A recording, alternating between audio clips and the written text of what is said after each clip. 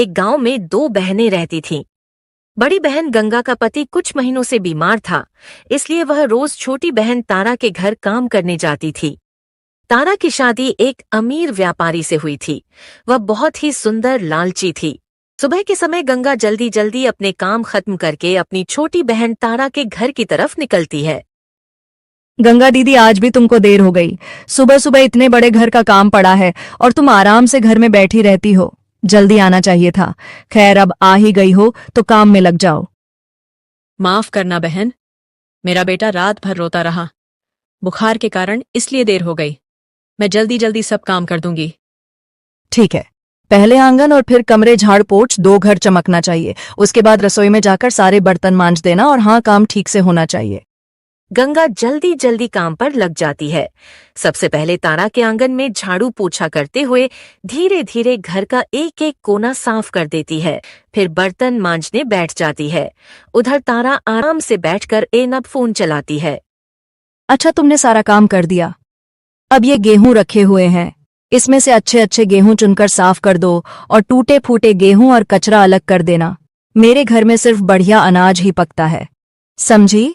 और फिर जल्दी से जाकर दोपहर का खाना बना देना। गंगा गेहूं साफ करती है, फिर रसोई में जाकर खाना बनाने लगती है। वह अपने मन में सोच ही रही होती है कि तारा ने कहा था कि वह पैसे तो नहीं देगी, पर रोज काम के बदले अनाज दे देगी। गंगा सोच रही थी कि इस खाने में से कुछ खाना उसे भी मिलेगा। तारा, जैसे तुमने कहा था, मैंने अच्छे गेहूं और टूटे हुए कंकड़ वाले गेहूं अलग अलग कर दिए हैं, तुम देख लो। सारा काम निपटाने के बाद गंगा घर से जाने लगती है। तारा उसे रोकती है। रुको दीदी, मेरे घर में ये टूटे फूटे गेहूं हैं, ये ऐसे ही पड़े रहेंगे। इससे अच्छा होगा कि तुम ही ले जाओ। तुम्हारे घर में तो ये आराम से सब खा लेंगे। तारा टूटा फूटा कंकड़ वाला थोड़ा सा अनाज गंगा को थमा देती है। गंगा ने बिना कुछ कहे अनाज लिया और घर की तरफ चल पड़ी। आंखों में आंसू थे, मगर होठों पर एक भी शिकायत का शब्द नहीं आया, क्योंकि उसे पता था उसकी मजबूरी और गरीबी में यह गेहूं ही उसके लिए कीमती है। गंगा घर जाकर उन्हीं गेहूं को साफ करके आटा पीसकर रोटी बनाकर अपने पति और बेटे को खिला देती है। फिर अगली सुबह होती है और गंगा तारा के घर काम के लिए आ जाती है। अरे दीदी, आज तो जल्दी आ गई। अच्छा हुआ, सुनो, आज कचौरी खाने का बहुत मन है। तुम जल्दी से झाड़ू पोछा कर लो, बस संगवा दो, और फिर रसोई में जाकर मेरे लिए कचौरी बना देना। लेकिन मसाला अच्छे से पीसना। कचौरी एकदम स्वादिष्ट होनी चाहिए। मेरी पति को मजेदार खाना चाहिए। ठीक है बहन, जैसा तुम कहो। मैं जल्दी से काम निपटाकर कचौरी बना देती हूँ। गंगा चुपचाप झाड़ू पोछा करने लगी, फिर बर्तन मांजे और आखिर में बैठकर कचौरी पकाने लगी। आज वह मन ही मन सोच रही है, उसके बेटे चुन्नू को यह कचौरी बहुत पसंद है। गंगा कचौरी का मसाला बनाती है, प्याज छौंकती है, फिर कचौरी तलकर बड़ी मेहनत से ढेर सारी कचौरी बना देती है। घर महक उठता है। तारा आकर देखती है। वाह, आज तो बहुत अच्छी खुशबू आ रही है। चलो, खाना बड़ा बढ़िया बना है। आज तो मजा आ जाएगा। तुमने तो आज बहुत मेहनत कर ली। तारा और उसका पति आराम से बैठकर कचौरी खाते हैं। गंगा की आंखों में एक आस झलक रही थी कि शायद आज तारा उसे थोड़ी सी कचौरी दे देगी उसके बेटे के लिए। शाम के वक्त गंगा अपना काम पूरा करके घर जाने लगती है। अरे रुको गंगा दीदी, आज तुम्हारे लिए भी कुछ है। ये लो, कल रात का बचा हुआ चावल और सब्जी पड़ी थी। तुम ये अपने घर ले जाकर गर्म करके खा लेना। गंगा ने बिना शिकायत किए हुए बासी चावल और गली हुई सब्जी की थैली उठाई और अपने घर की ओर चल पड़ी। दिन पर दिन ऐसे ही गुजरते गए। गंगा हर सुबह तारा के घर काम करने जाती और लौटते वक्त तारा कुछ न कुछ वासी या खराब खाना उसे देखकर भेज देती। कुछ दिन बाद, सुनो गंगा दीदी, कल तुम जल्दी आ जाना। मेरे पति को व्यापार में बहुत बड़ा लाभ हुआ है, इसलिए कल हमारे घर पूजा का बड़ा आयोजन है। बहुत सारे मेहमान आएंगे, ढेर सारी मिठाइयाँ और पकवान बने हैं। समझी ना, मुझे तुम्हारी पूरी मदद चाहिए। ठीक है तारा, जैसे तुम कहो। मैं कल सुबह जल्दी आ जाऊंगी। जो भी काम होगा पूरी मेहनत से करूंगी। अगली सुबह गंगा जल्दी उठकर अपने घर का सारा काम निपटा कर जा रही थी। अचानक उसका बेटा चुन्नू घर के बाहर आ गया। माँ, आज तुम इतनी सुबह सुबह कहाँ जा रही हो? मौसी के घर तो तुम 8 बजे जाती हो, तो अभी कहाँ जा रही हो? और घर के सारे काम भी जल्दी खत्म कर दिए। क्या बात है माँ? बेटा, आज तेरी मौसी के घर बहुत बड़ा आयोजन हो रहा है। तेरे मौसा को व्यापार में बहुत लाभ हुआ है, इसलिए वहां पर पूजा रखी गई है। बहुत सारे मेहमान आएंगे और ढेर सारी मिठाइयां पकवान बनेंगे, इसीलिए मुझे आज जल्दी जाना पड़ रहा है। माँ, बहुत सारे लोग आ रहे हैं तो मौसी ने मुझे भी बुलाया होगा ना, तो मुझे लेकर क्यों नहीं जा रही हो? अरे बेटा, तेरे पिताजी की तबीयत ठीक नहीं है। अगर तू मेरे साथ चला जाएगा तो वे घर पर अकेले हो जाएंगे, इसलिए। ठीक है माँ, आज मौसी के घर पर मिठाइयाँ बन रही है, वह हमारे लिए भी देंगी ना। तुम लेकर आना माँ, मैं इंतजार करूंगा, तुम जल्दी आना। हाँ चुन्नू, तुम अच्छे से रहना, मैं काम करके जल्दी लौट आऊंगी। और सुन बेटा, अपने पिता का ख्याल रखना। उनकी दवाइयां खिड़की पर रखी हैं, उनको याद से दे देना। गंगा अपने बेटे के सामने कैसे भी बहाना बनाकर चली गई। वह सोच ही रही थी कि उसकी बहन ने सारे गांव का निमंत्रण दिया और उसे एक बार भी नहीं बोला कि अपने बेटे को भी साथ लेकर आना। तारा के घर में चहल पहल थी, बड़ी बड़ी कढ़ाई चढ़ चुकी थी, हलवाई बुलाए गए थे और तरह तरह के पकवानों की खुशबू पूरे घर में फैल रही थी। रस मलाई, खीर, पूरी, कचौरी, समोसे, पकौड़े, मिठाइयां बन रही थीं, मानो पूरा घर खुशबू से महक उठा हो। अरे तुम आ गई, जल्दी जल्दी काम निपटा दो। देख नहीं रही हो, हलवाई आ चुके हैं, पकवान बन रहे हैं। मुझे सारे बर्तन साफ चाहिए। वह कोने में जो पत्थर पड़े हैं उन्हें साइड में लगा दो। आज हमारे घर बहुत मेहमान आने वाले हैं, कोई कमी नहीं रहनी चाहिए। सबसे पहले तुम बाहर झाड़ू लगाओ, फिर जहां पूजा होगी वहां पर झाड़ू पोछा करो, फिर पूरा घर साफ करना। ठीक है बहन, मैं सब कर दूंगी, तुम निश्चित रहो। तुम्हें शिकायत का कोई मौका नहीं मिलेगा। गंगा जरा काम करने लगी। उसने एक एक कोने को साफ किया। धीरे धीरे सब मेहमान आने लगे। तारा भी अपने पति के साथ पूजा के स्थान में आ बैठी। उसके चेहरे पर शांति, सर पर गहनों की चमक थी। गांव के सबसे बड़े पुजारी को बुलाया गया था। पूरे विधि विधान के साथ पूजा हो रही थी। सारे मेहमान भी बैठे थे। कुछ देर बाद पूजा समाप्त हुई। मेहमानों को उठाकर पतलों में भोजन परोसा गया। सारा गांव तारा की छत में स्वादिष्ट भोजन का आनंद ले रहा था। मिठाइयों का स्वाद, खाने की खुशबू चारों ओर छा गई। हर कोई स्वादिष्ट खाने का मजा ले रहा था। सबको खाना बहुत पसंद आया। फिर धीरे धीरे मेहमान खाना खाकर अपने अपने घर चले गए। घर में अब शांति छा चुकी थी, लेकिन अभी भी बहुत सारे पकवान और मिठाइयां बच चुकी थी। अरे गंगा दीदी, आज तो भगवान की कृपया से बहुत बड़ा आयोजन हो गया। इतना सब पकवान बना, इतने मेहमान आए, और देखो कितनी सारी मिठाइयाँ और पकवान अभी भी बच गए हैं।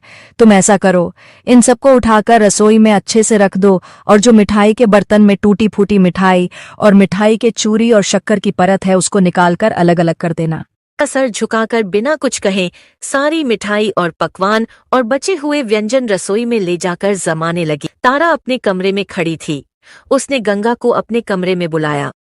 लो गंगा दीदी, तुम्हारे लिए है। बड़े बड़े बर्तनों में मिठाई की चूरी, टूटे फूटे टुकड़े बचे थे, और जो चीनी के चिपके हुए टुकड़े किनारों पर लगे हुए थे, यह सब ले जा, तेरे घर बेटे को खिला देना, क्योंकि मेरे घर पर यह सब कोई खाता नहीं है। गंगा चुपचाप मिठाई के टुकड़े लेकर घर की तरफ निकल गई। उसने एक शब्द भी नहीं कहा। वह जान चुकी थी कि उसकी बहन के अंदर इंसानियत नाम की चीज ही नहीं। रोते रोते, ठोकर खाते खाते गंगा जब गांव के रास्ते से गुजर रही थी, तभी उसकी नजर उस पुराने मंदिर पर पड़ी। गांव की मान्यता थी कि उस मंदिर की रक्षा स्वयं नाग देवता करते हैं, और कहते हैं जिसने भी नाग देवता से सच्चे मन से कुछ मांगा, उसे कभी खाली हाथ नहीं लौटना पड़ा। नाग देवता, आज मैं आपके चरणों में आखिरी बार आई हूं। मुझसे यह गरीबी, बेबसी नहीं देखी जाती। हर रोज अपमान झेलते झेलते मेरा दिल पत्थर हो गया है। अगर आपको सच में दया आती है तो मुझे यहीं पर डस लीजिए, ताकि मेरा जीवन यहीं पर खत्म हो जाए। मेरा बच्चा अब और मेरी आंखों के आंसू ना देखें।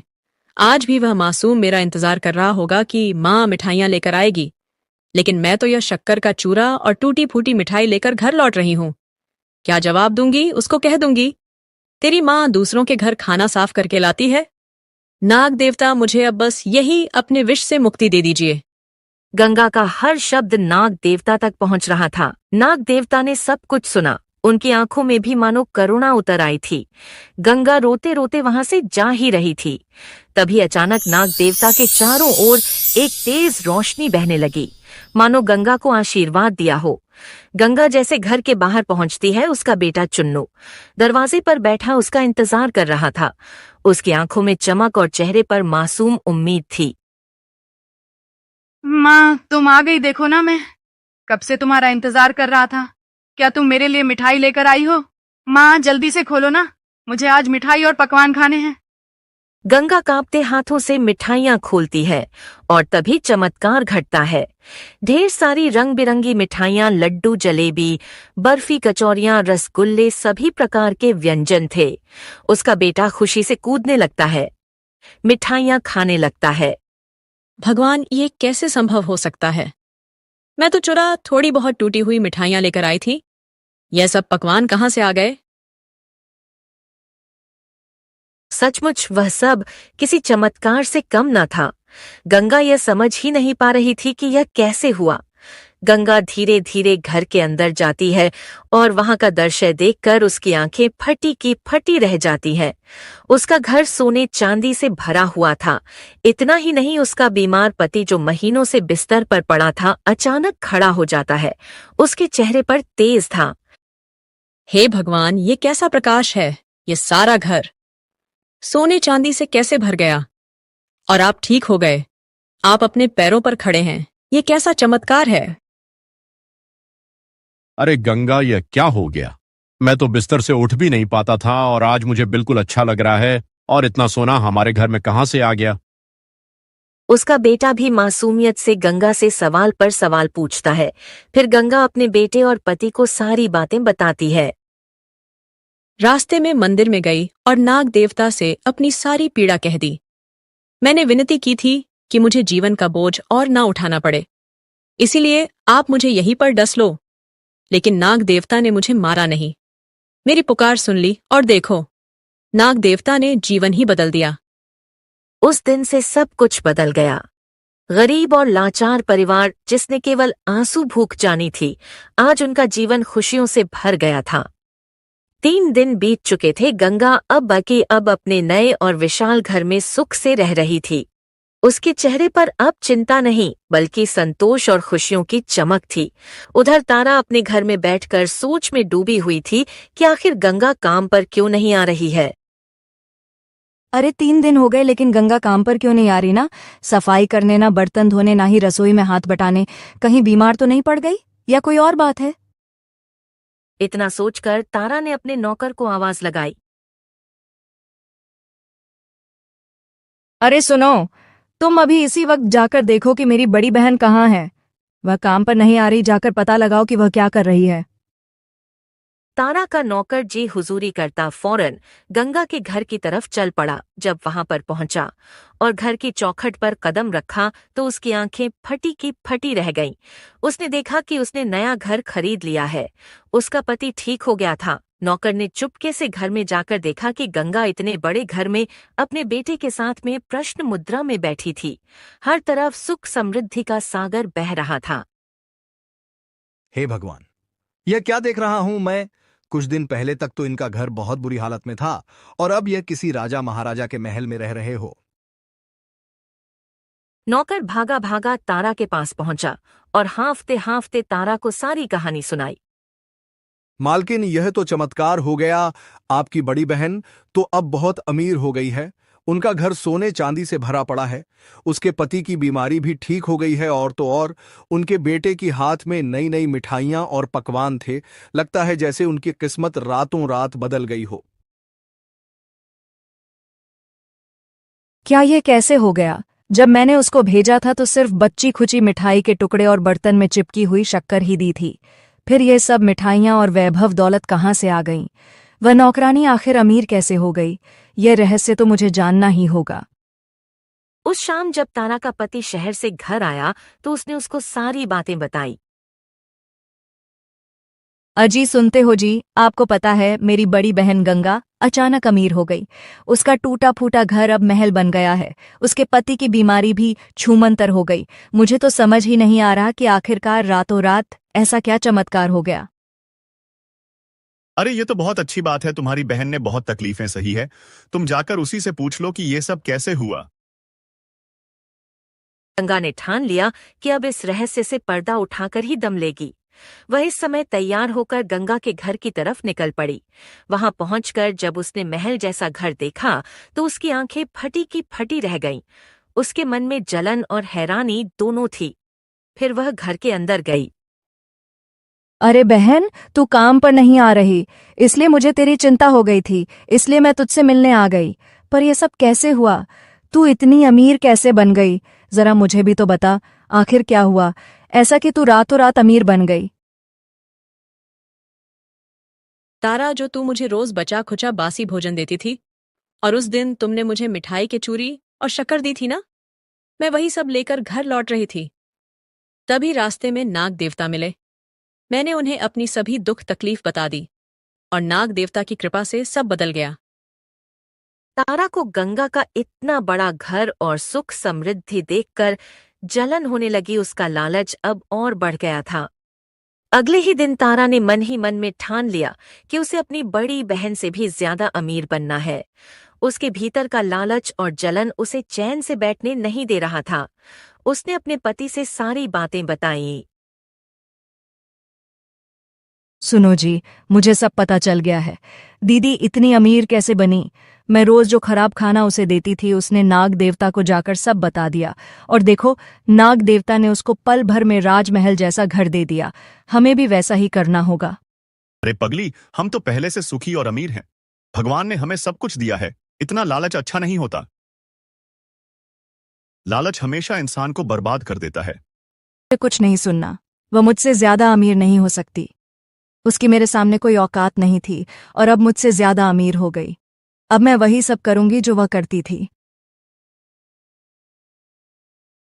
पति ने बहुत समझाया, लेकिन तारा पर लालच का भूत सवार हो चुका था। वह थोड़ी देर बाद दोपहर के समय गंगा के घर पहुंची और झूठे आंसू बहाने लगी। गंगा दीदी, मुझे माफ कर दो। मैंने तुम्हारे साथ बहुत बुरा किया। आज मेरे पति के कारोबार में थोड़ी मुसीबत आ गई है। घर चलना भी मुश्किल हो रहा है। मुझे अपने घर पर काम पर रख लो। जैसे मैं तुझसे काम करवाती थी, वैसे ही मैं भी कर लूंगी। तुम्हें यह सब करने की कोई जरूरत नहीं है। मैं तेरी पूरी मदद करूंगी। तू क्यों चिंता करती है? तू तो मेरी सगी बहन है।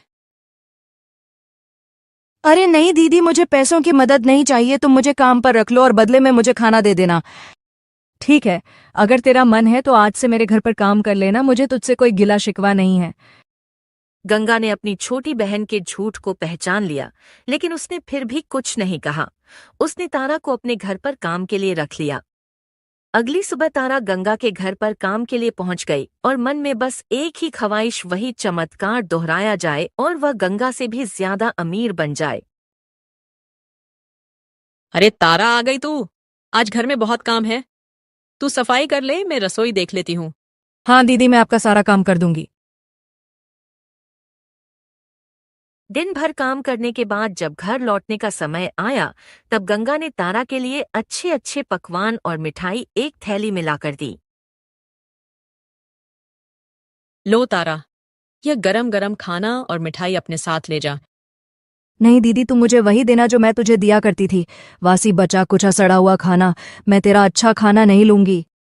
गंगा यह सुनकर चौंक गई, लेकिन तारा की जीद इतनी मजबूत थी कि आखिरकार गंगा ने उसे मजबूरी में बासी खाना देना पड़ा। तारा खुशी खुशी बचा बासी खाना लेकर लौट गई। अगले दिन फिर वही हुआ। तारा गंगा के घर का काम करके जाने लगी तो गंगा ने ताज़ी मिठाई खाना दिया, लेकिन फिर से तारा ने मना कर दिया। जबरदस्ती बासी और खराब सब्जी लेकर चली गई। 3 दिन बीत गए। तारा रोज काम पर जाती, रोज जबरदस्ती बासी खाना लेकर जाती है। गंगा सोच में पड़ गई थी कि आखिर तारा ऐसा क्यों कर रही है। कुछ दिन बाद अब तो काफी दिन हो गए हैं दीदी के घर काम करते करते। अब तो मुझे भी वही करना होगा जो उसने किया था। मैं आज ही मंदिर जाऊंगी और वहां जाकर नाग देवता से वही बोलूंगी जो गंगा दीदी ने कहा था। तब जाकर मैं उसे भी अमीर बनूंगी। बस यही सोचते सोचते तारा के कदम तेज हो गए। उसका जहन लालच से भरा हुआ था। उसे न अपने पति की बात सुनाई दे रही थी और न ही अपने घर की चिंता थी। उसके मन में तो सिर्फ एक ही चाह, दौलत, सुख, रुपया, शान शौकत। इसी लालच में वह मंदिर में गई और नाग देवता के सामने रोने लग गई। नाग देवता, मैं बहुत गरीब हूँ, मेरे जीवन में केवल दुख है। मैं रोज अपनी बड़ी बहन के घर काम पर जाती हूँ और वह मुझे कभी ताज़ा खाना नहीं देती, हमेशा बासी ही देती है। आज उसने मुझे वही बासी खाना दिया। नाग देवता, अब मैं बहुत दुखी हो गई हूँ। आप मुझे यहीं पर डस लीजिए ताकि मैं इस दुखी जीवन से छुटकारा पा सकूं। अचानक मंदिर के अंदर भारी आवाज सुनाई देती है। अरे मूर्ख स्त्री, तू लालच में अंधी हो चुकी है। तेरे दिल में अपनी ही बड़ी बहन के लिए जलन भरी हुई है, मुझे सब पता है। रोज तेरी बहन तुझे ताज़ा और अच्छा खाना ही देती है, लेकिन तू जानबूझकर उससे बासी खाना मांगती है। नहीं नाग देवता, मैं सच बोल रही हूँ। झूठ मत बोल तारा, तूने अपनी बहन से ईर्ष्या की, झूठ बोला और अब लालच में आकर मुझसे मौत की भीख मांग रही है। तो ठीक है, तेरी इच्छा मैं पूरी करता हूं। तू चाहती है कि मैं तुझे डस लूं तो ठीक है। मुझे माफ कर दीजिए नाग देवता, आप सच कह रहे हैं, मैं लालच में अंधी हो गई थी। मुझे मत काटिए नाग देवता। ठीक है, मैं तुझे नहीं काटूंगा, लेकिन लालच का फल तुझे मिलकर ही रहेगा। मैं तुझे शराप देता हूं। तेरा एक आलीशान घर एक झोपड़ी में बदल जाएगा और तेरे घर का पूरा सोना, चांदी, हीरा, मोती, धन सब एक पत्थर में बदल जाएगा। तू मेरे सामने गरीब बनकर आई है, अब कुदरत तुझे बताएगी कि असली गरीबी क्या होती है। तारा रोते रोते भागती हुई अपने घर की तरफ जाती है। उसके मन में हजारों ख्याल आ रहे हैं। उसकी आंखों से आंसू रुकने का नाम नहीं ले रहे हैं। उसका घर एक झोपड़ी में बदल गया। उसने देखा कि उसके घर के सारे हीरे जेवारात देख पत्थर में बदल गए। अरे तारा, ये क्या हो गया? हमारा घर झोपड़ी में कैसे बदल गया? मुझे कुछ समझ नहीं आ रहा। बताओ क्या किया है तुमने? तारा ने अपने पति को सारी बातें बताई। मैंने कहा था ना, तारा लालच मत करो। तुम्हारी लालची सोच के कारण मेरे जीवन भर की मेहनत मिट्टी में मिल गई। तुम्हें पता भी है मैंने कितनी मेहनत की है अपनी जिंदगी में। पता नहीं क्या पाप किया था मैंने, जो तुम जैसी लालची औरत से मेरी शादी हुई। तारा के लालच की वजह से उसका ऐशो, आराम और पति का प्यार सब छीन गया। इस तरह लालच और जलन में अंधी हुई तारा ने अपने ही हाथों अपनी ही जिंदगी बर्बाद कर ली।